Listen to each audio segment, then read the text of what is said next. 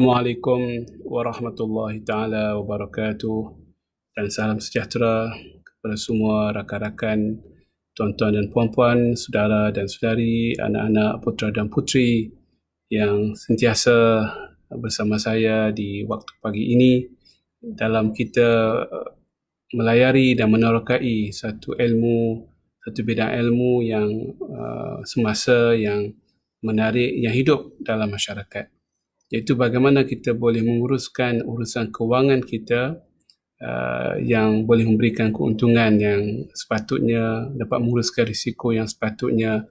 Dan lebih penting lagi ianya adalah bertepatan dengan kehendak syariah, kehendak agama, kerana dalam pengharaman itu ada hikmahnya, di dalam larangan itu ada mesej yang ingin disampaikan oleh Allah Subhanahu Wa Taala. Jadi kita sudah berada dalam sesi ini mungkin lebih daripada 10 pertemuan sepanjang fasa Perintah Kawalan Pergerakan ini, dan kita akan tamatkan siri yang ke-5 ini dalam konteks pasaran derivatif pada hari ini mudah-mudahan. Lepas itu kita akan melonjak untuk melihat instrumen-instrumen kewangan Islam yang lebih khusus, yang lebih berbentuk kepelbagaian yang ada dalam segala bidang bentuk kewangan Islam, sama ada yang pasaran utama, pasaran kedua, pasaran derivatif, pasaran yang emerging yang sedang timbul, inovasi-inovasi produk kewangan, isu-isu kewangan Islam, polisi, hala tuju, dan mungkin masalah dalam masyarakat, untuk memahami 2-3 perkara yang dianggap panas dan dianggap mencabar tetapi tidak mendapat penjelasan, yang mungkin tidak cukup dan tidak secepat yang diharapkan oleh masyarakat. Jadi kita akan jadikan perbincangan kewangan Islam ini perbincangan yang hidup, yang sentiasa bergerak, yang sentiasa bersama dengan masyarakat dalam menangani isu-isu yang penting, dan kalau boleh kita kaitkan dengan apa yang akan berlaku selepas COVID-19. Memang masalah yang kita hadapi sekarang dalam fasa Perintah Kawalan adalah masalah yang sukar dan sulit, tetapi masa depan selepas ini pun adalah lebih sulit dan lebih sukar lagi, memerlukan kepada satu kreativiti kewangan, kreativiti pengurusan pekerjaan, pengurusan harta benda, pengurusan risiko kewangan yang lebih mencabar dan lebih sesuai dengan landscape yang baru yang ditimbulkan oleh virus yang bernama COVID-19. Tuan-tuan dan puan-puan, terima kasih kepada tuan-tuan semua yang bersama saya. Saya terus sahaja kepada isu yang pertama, iaitu produk yang agak popular dalam pasaran derivatif, walaupun dianya bukan dianggap sebagai derivatif sebagai satu instrumen, tetapi ianya adalah terbitan, ia produk yang terbitan daripada produk yang asal. Jadi ada dia punya rasionalnya bagaimana dan kenapa ia dinamakan sebagai produk yang ala derivatif, kerana ETF ini, Exchange Traded Fund, adalah satu bentuk pelaburan yang mesti berdasarkan 100% kepada aset pendasar yang sama di pasaran utama. Ia bukanlah satu perkara yang boleh hidup sendiri, ia kena diambil, diderivekan daripada satu aset pendasar yang lain yang benar-benar wujud, yang mesti sama persis 100% antara produk utama dengan produk yang berbentuk ETF, Exchange Traded Fund. Jadi ETF satu perkara yang cukup menarik, yang memberikan satu kepuasan mungkin kepada sebahagian daripada pelabur dan juga pengurus pelaburan. Kerana ia merupakan satu perkara yang dari segi teorinya lebih mudah, lebih telus, lebih jelas, kerana pengurus pelaburan sekadar membuat satu tabung, satu basket pelaburan, yang mana sebarang produk yang ingin dilabur dalam pelaburan tersebut mestilah sama dengan satu tabung, satu saham yang lain, satu indeks yang lain dan seumpamanya.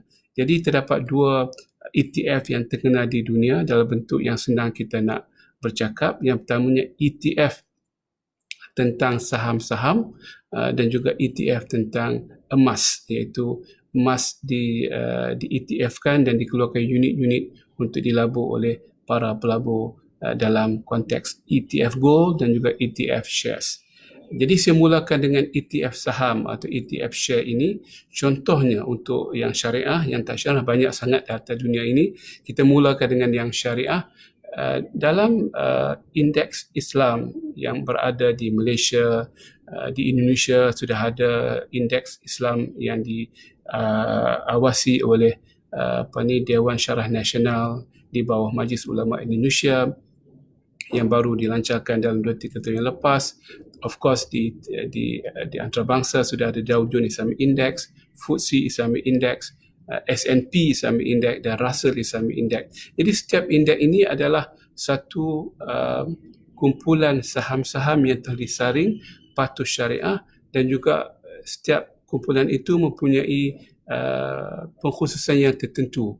Ada yang berbentuk IT dalam bidang sustainability, saham-saham yang dianggap lestari dengan alam sekitar. Ada juga saham yang berbentuk teknologi. Ada juga saham yang berbentuk kawasan geografi seperti Asia Pasifik, sama ada termasuk Jepun, Korea, China ataupun excluding Japan, Korea dan China contohnya.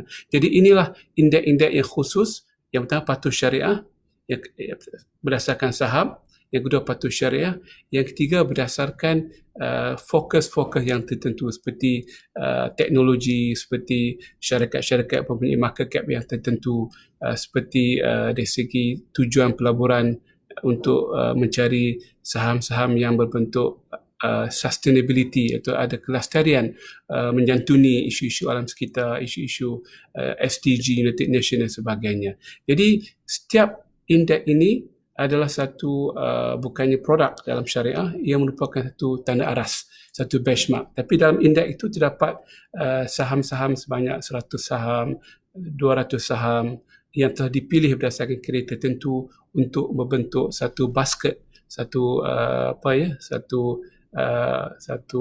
tempat untuk diletakkan saham-saham yang boleh menunjukkan prestasi kepada sesuatu indeks dalam sesuatu kategori. Jadi kepada mereka dan pencipta produk pelaburan, mereka juga boleh membuat, katakan kita mengambil contoh Dow Jones Islamic Market berdasarkan teknologi. Jadi ada 100 contohnya saham yang patuh syariah dalam indeks tersebut berdasarkan teknologi, syarikat-syarikat teknologi patuh syariah satu dunia. Dan kita juga boleh membuat satu ETF saham yang patuh syariah berdasarkan Dow Jones Islamic Market Index bahagian teknologi. Jadi kita namakan ETF kita ETF saham patuh syariah teknologi Dow Jones Islamic Market Index. Jadi tugas pengurus pelaburan mudah, iaitu mereka akan membeli semua saham-saham yang terdapat dalam indeks tersebut, diletakkan dalam tabung tersebut. Jadi bila mana kita melabur dalam ETF tersebut, kita tidak melabur dalam saham di luar sana. Kita melabur dalam satu basket, satu tabung, yang mana tabung itu atau bekas itu mengandungi semua saham-saham yang ada dalam sesebuah indeks yang patuh syariah. Jadi kalau indeks tersebut memberikan keuntungan yang besar, kita juga mendapat dividen yang besar. Sama senada dan senafas. Tetapi kalau ada penurunan nilai, penurunan dividen dan juga value saham-saham tertentu atau kesemua saham tersebut, maka dia juga akan menjejaskan kepada prestasi ETF yang patuh syariah. Jadi ia merupakan serangkai dan juga terikat antara saham dalam indeks tertentu dan juga prestasi saham dalam sesebuah ETF patuh syariah. Apa keistimewaannya? Pertamanya kita dapat track prestasi dengan mudah, tidak perlu membuat kajian yang terperinci, kita hanya melihat prestasi indeks tersebut. Itulah juga prestasi kepada ETF patuh syariah. Yang keduanya, fee, yuran pengurusan pelaburan lebih rendah kerana pengurus pelaburan tidak lagi membuat kajian berbentuk fundamental, berbentuk analisa, berbentuk pelbagai-bagai teori pelaburan, kerana mereka hanya memilih saham yang sudah terpilih dalam indeks yang tertentu. Jadi fee daripada 2% mungkin turun kepada 0.5, 0.25%. Sebab ini agak berbentuk pasif, pelaburan yang berbentuk agak pasif yang tidak memerlukan kajian yang mendalam oleh pengurus pelaburan ETF patuh syariah. Nampak mudah ya. Terdapat 2-3 ETF yang ada di Malaysia, walaupun tidak begitu maju di Malaysia, tapi di antarabangsa agak menarik, mendapat sambutan yang luar biasa di Turki, di Timur Tengah, di Eropah, di United Kingdom. Jadi ada pelabur-pelabur Islam yang mencari ETF saham patuh syariah. Apakah isu yang sebenarnya? Isu yang paling penting yang masih sampai sekarang belum ada jawapan yang agak konkret. Ada isunya ialah isu kalau pihak pengurus pelaburan ETF tidak dapat membeli sesebuah saham yang berada dalam mana-mana indeks yang telah pasti. Jadi kadang-kadang nak beli saham tak dijual, saham tak cair, saham dipegang oleh syarikat yang tertentu. Jadi tidak cukup jumlah komposisi saham dalam ETF yang sepatutnya sama dengan jumlah komposisi saham dalam indeks tertentu. Indeks tidak ada isu sebab indeks hanyalah meletakkan saham tersebut sebagai tanda aras. Tidak perlu ada pemilikan saham dalam indeks tersebut.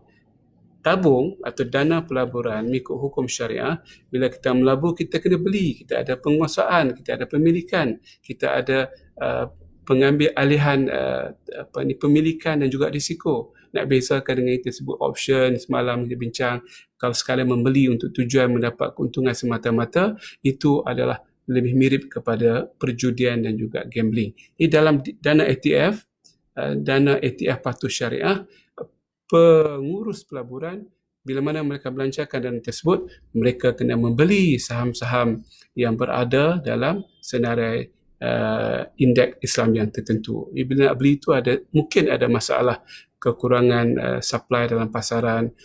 Kalau ada pun tidak dijual dalam harga yang sepatutnya dan sebagainya, maka timbul isu bagaimana pengurus pelaburan ETF saham patuh syariah ingin menguruskan dipanggil ketiadaan dan juga kekurangan cairan saham-saham tertentu dalam masa-masa tertentu. Timbullah isu bahawa adakah dibenarkan pengurus dana ETF saham patuh syariah membuat dipanggil SBL, Share Borrowing and Lending, iaitu meminjam sekejap daripada mana-mana syarikat besar yang memiliki saham tersebut. Selalunya syarikat besar mereka ada pemilikan seperti pelabur-pelabur antarabangsa, syarikat-syarikat besar yang mempunyai pegangan dalam saham-saham utama. Jadi mereka tidak mahu menjual, mereka nak pinjamkan dulu sekejap kepada tabung ini, dana ini untuk sementara dengan membayar upah simpanan. Jadi dividen akan dimasukkan dalam dana ETF patuh syariah, tetapi pemilikan itu adalah masih dimiliki oleh pemilik asal mereka tidak mahu menjual. Maka timbul isu syariah, boleh atau tidak kita melakukan SBL, Share Borrowing and Lending. Terdapat perbincangan yang panjang lebar, ada yang membenarkan dengan cara yang tertentu, ada yang mencipta satu produk baru untuk kreativiti bagaimana kita boleh mendapat faedah saham yang tidak ada dalam pasaran itu dengan tidak mengubah pemilikan asal pemilik saham tersebut yang enggan dan tidak mahu menjual saham mereka. Jadi saya akan kupas dalam isu-isu di masa hadapan yang lebih bersantai lagi, lebih berkontekstual dalam konteks bagaimana kita menjadikan minda syariah bergerak untuk menyelesaikan isu-isu sebegini yang mungkin berlaku dan telah berlaku dalam konteks ETF patuh syariah. Begitu juga dalam konteks ETF emas, ianya juga berlaku begitu, di mana ETF patuh syariah berdasarkan komoditi emas akan ditubuhkan dan setiap RM1 yang dilabur dalam ETF tersebut akan digunakan untuk membeli emas yang berada di dalam vault yang tertentu, di dalam peti besi yang tertentu, dalam simpanan emas yang tertentu di seluruh dunia, di mana pihak pelabur ETF mereka tidak memegang emas tersebut, tapi mereka memegang sekeping sertifikat yang menunjukkan mereka ada pemilik emas yang sebenarnya yang dijaga oleh pihak-pihak kustodian. Jadi ETF emas ini nilai kepada RM1 satu sertifikat itu berubah naik dan turun berdasarkan harga emas semasa yang didasarkan kepada pasaran yang sebenarnya di luar sana. Jadi ETF gold mungkin lebih mudah sikit perbincangan bandingan saham, sebab saham gold ini ada kecairannya dan ada pasaran di dunia, dan jaranglah berlaku konsep SPL dalam ETF berbentuk emas ini. Jadi ETF memberikan peluang kepada pelabur-pelabur runcit mungkin untuk mereka memiliki secara bersama 1 kilo emas dan berapa kilo emas dengan jumlah sumbangan yang kecil yang dibahagikan kepada unit-unit tertentu, di mana semua orang boleh membeli unit tersebut, sertifikat tersebut, ETF sertifikat, untuk menunjukkan mereka juga ada pelabur pemilik emas tersebut, dan bila mana mereka ingin menjual, mereka boleh menjual sertifikat mereka dengan harga pasaran, sebab sertifikat tersebut adalah melambangkan kepada harga nilai emas sebenar di pasaran. Jadi itulah ETF yang terkenal di dunia, iaitu berbentuk ETF saham patuh syariah dan ETF gold patuh syariah. Kenapa kita sebut ETF gold patuh syariah? Kerana ada hukum-hukum yang spesifik yang kita akan bincang sekejap lagi bila kita bincang bab pelaburan melibatkan emas, sebab emas itu adalah barang ribawi. Az-zahabu bil-zahabi wal-fiddatu bil-fiddati, kata Nabi Muhammad SAW dalam hadis yang masyhur daripada Ubadah bin Samit, bila mana kamu menukar atau menjual emas dengan emas, perak dengan perak, kata Nabi Muhammad SAW, mestilah sawaun bisawain, masalan bimasalin, yadan biyadin. Kena sama beratnya, sama nilainya, sama beratnya, sama kualitinya, sama segala kena sama, tidak ada perbezaan antara emas dengan emas, antara satu mata wang dengan mata wang yang sama, Malaysia ringgit, dan yadan biyadin, kena berlaku secara tangan dengan tangan, iaitu spot transaksi, iaitu secara spot, secara segera dan secara lani yang tidak boleh ditangguhkan sama sekali. Jadi dalam konteks ETF gold, isu yang dibincangkan panjang lebar, isu pemilikan emas yang sebenar, isu pembelian pembelian emas dengan cara yang cash tunai, dan juga penjualan emas atau sertifikat ETF juga dengan harga yang tunai kepada pasaran yang kedua. Jadi inilah 3 perkara yang dititik beratkan dalam perbincangan ETF, dan syarikat saya Amani Advisors, kami terlibat dengan satu ETF gold yang terbesar di dunia di Amerika Syarikat. Kita akan cerita nanti bahawa bila mana keluarnya standard syariah tentang emas yang dikeluarkan oleh IOV pada akhir tahun 2017, mungkin dalam Disember 2017, maka berlakulah satu revolusi, satu perkembangan yang menarik tentang emas di dalam pelaburan antarabangsa. Kita terus kepada isu tentang pelaburan emas dan juga kaitannya dengan skim-skim yang ada di Malaysia dan juga di luar negara.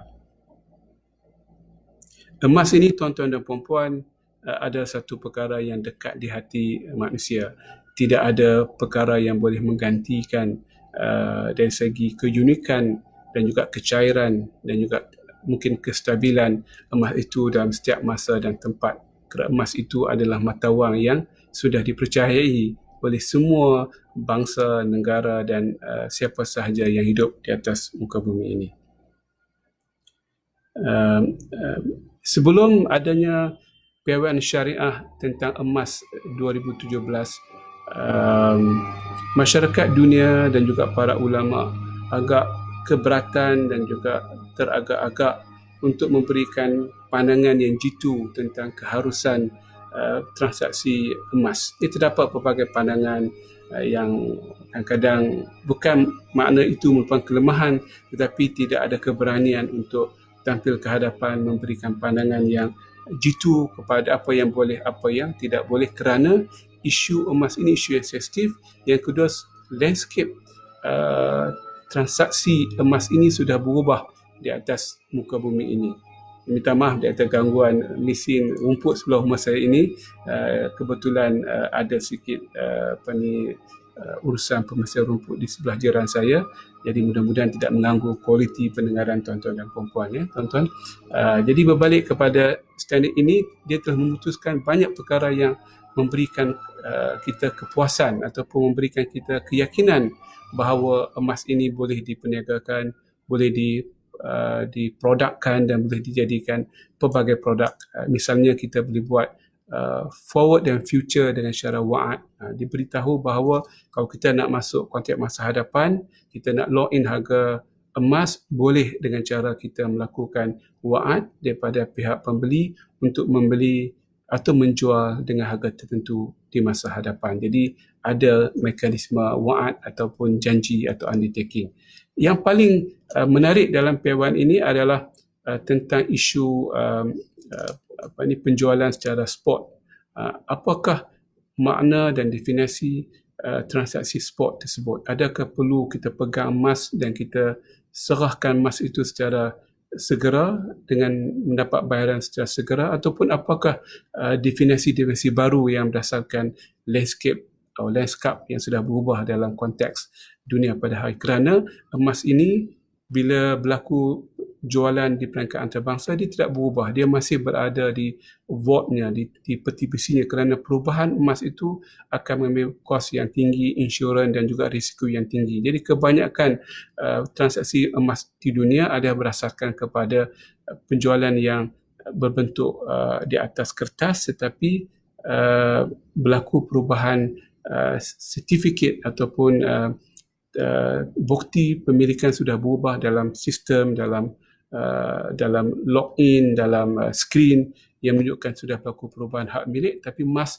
masih kekal di dalam peti-peti besi yang kalau kita ada pengalaman, saya ada banyak pengalaman pergi membuat audit syariah kepada peti-peti besi ini, memang nak masuk pun seorang demi seorang.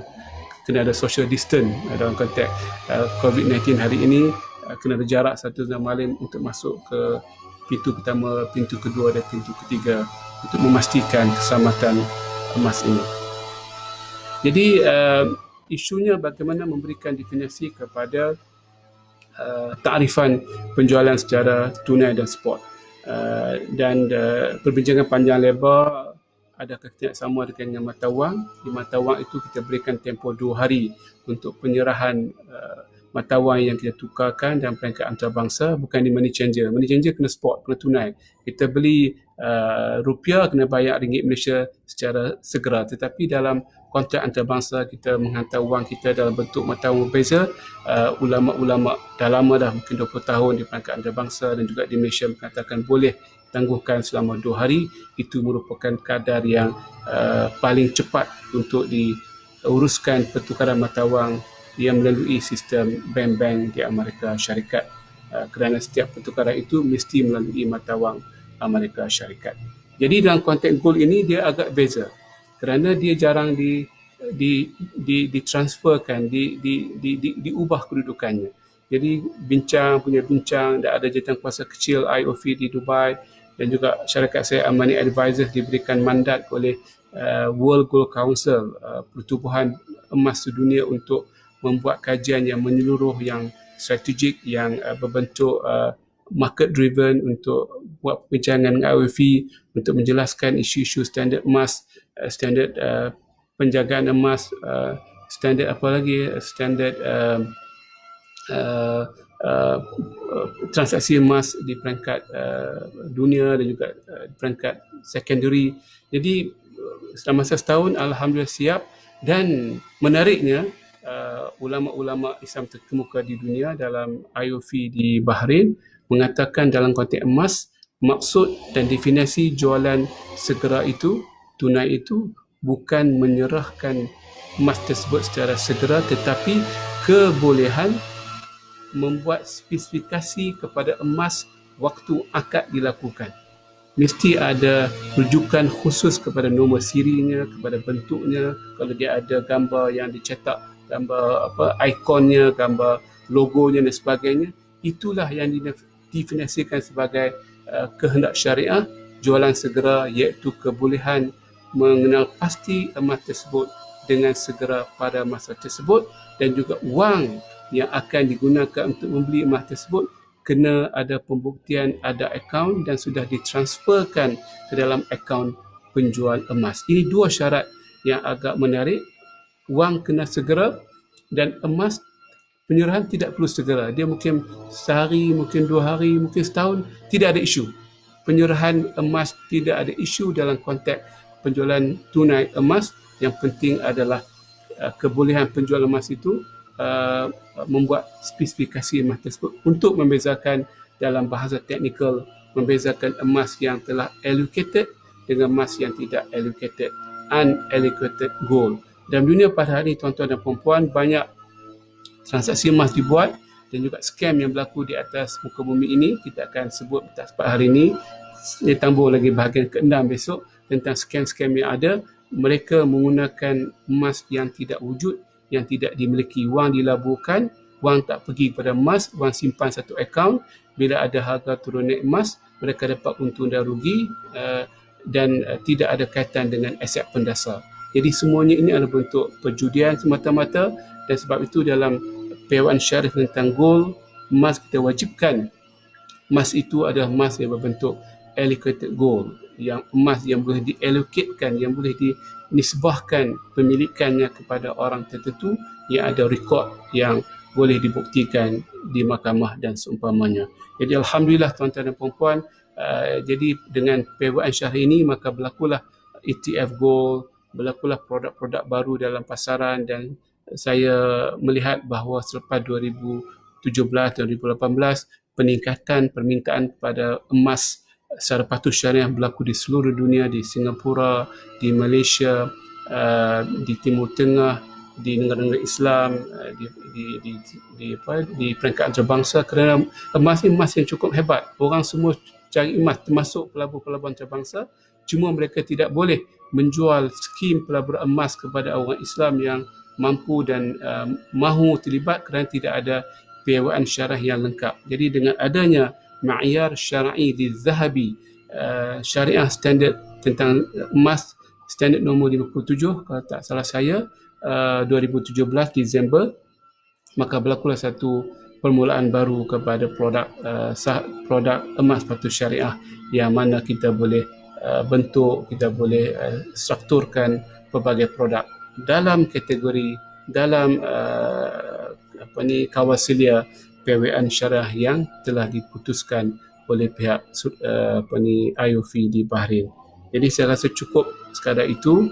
Tak mampu saya nak masukkan tajuk yang terakhir, iaitu tentang scam dan juga pengusaha risiko. Mungkin kita tangguhkan dua tajuk ini besok. Kita ambil masa yang panjang untuk cerita risiko yang ada dalam pelaburan, dan saya nak, kalau boleh, nak ketuk sikit hati-hati tuan-tuan dan puan-puan, dan juga minda tuan-tuan dan puan-puan, jangan tertipu, jangan mudah tertipu dengan scam yang pelbagai dalam masyarakat. Mungkin fokus esok hari adalah bagaimana kita nak mengelak jerat yang dipasang oleh scammer-scammer yang menggunakan nama patuh syariah dalam mereka menjual produk-produk mereka untuk mendapat sokongan daripada orang Islam yang sentiasa dahaga kepada produk patuh syariah tapi kurang ilmunya, cetek ilmunya, kurang kesabarannya, kurang daya tahannya untuk benar-benar memahami apa yang halal, apa yang haram. Jadi kita kena terangkan betul-betul scam yang berlaku dalam semua produk kewangan,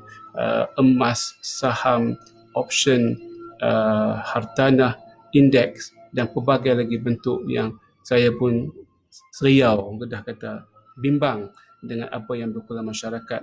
Masyarakat mudah tertarik dengan skim atau scam yang menjanjikan bulan dan bintang dalam masyarakat, yang tidak langsung menghiraukan Quran dengan sunnah dalam membuat pertimbangan mereka. Kita sambung pada besok hari. Mudah-mudahan tuan-tuan dan puan-puan mendapat sedikit faedah daripada sesi pada hari ini. Ada soalan, Datuk minta ulas tentang akaun simpanan emas Gold Saving Account. Itu ada dalam 2-3 bank di Malaysia dan juga di Timur Tengah, di Turki. Tidak ada isu sama sekali. Bila mana kita membuka akaun, kita meletakkan dengan wang ringgit Malaysia dan diterjemahkan dalam nilai emas semasa, dengan syarat emas tersebut emas yang allocated dan bukannya unallocated, adalah tanggungjawab penasihat syariah dan juga management of the bank, pastikan emas yang dimiliki tersebut adalah atau emas yang disandarkan kepada akaun emas tersebut, emas yang betul-betul ada di mana di vault yang tertentu, dan yang lebih penting emas itu adalah emas yang berbentuk dapat diallocatedkan kepada pemegang-pemegang akaun yang pelbagai berdasarkan nisbah pemilikan mereka secara prorata dalam emas tersebut.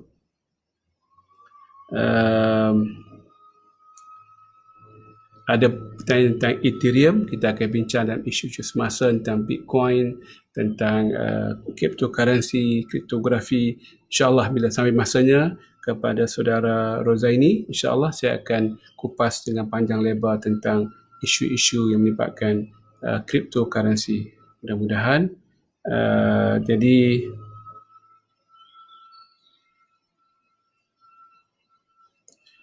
persoalan tentang ketulinan habit jual, public gold, pohkong dan sebagainya 999 itu boleh percayai tahap ketulinan ini berdasarkan teknologi. Tuan-tuan boleh mendapatkan kepastian daripada sertifikat yang dikeluarkan dan juga boleh memeriksa sendiri dengan teknologi yang ada untuk memastikan ketulinan 991, sebab dalam industri emas ini terdapat berbagai-bagai kategori. Kita bukan pakarnya. Disebutkan di zaman Madinah, zaman penggunaan mata wang dinar dengan dirham yang masih lagi berasaskan mata wang Roman. Nabi Muhammad SAW dan juga di awal zaman Khilafah Rashidin tidak menukar lagi mata wang, masih lagi menggunakan mata wang yang ada gambar Raja Rom, kerana mata wang ini bukan mata wang yang berbentuk ada keagamaan. Mata wang adalah mata wang. Dia tidak ada satu definisi yang lain. Mata wang ada alat pertukaran semata-mata, sebab itu tidak jadi isu syariah kita menggunakan apa sahaja mata wang.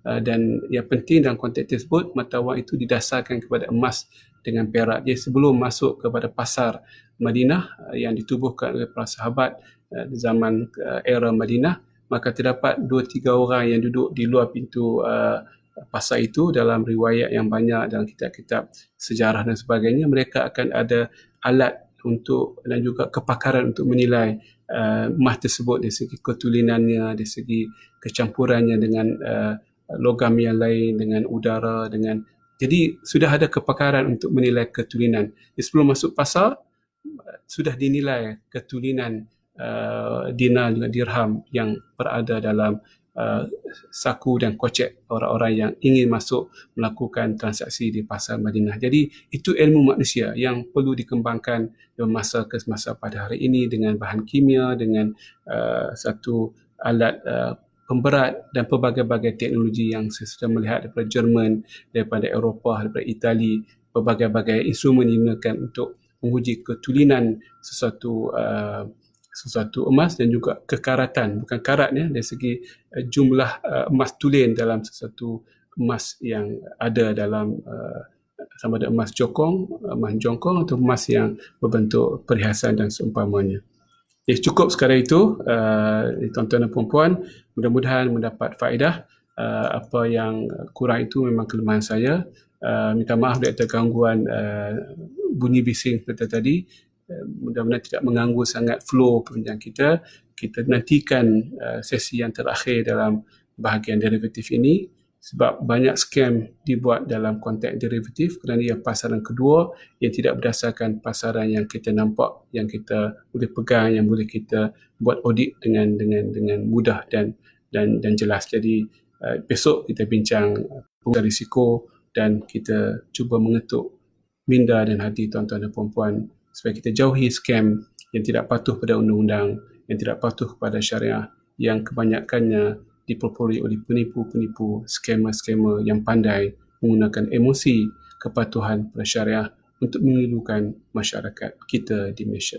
Kita berjumpa lagi pada besok hari jam 11 pagi. Sila like, sila komen dan sila share post ini untuk faedah seramai mungkin rakyat Malaysia. Assalamualaikum warahmatullahi taala wabarakatuh.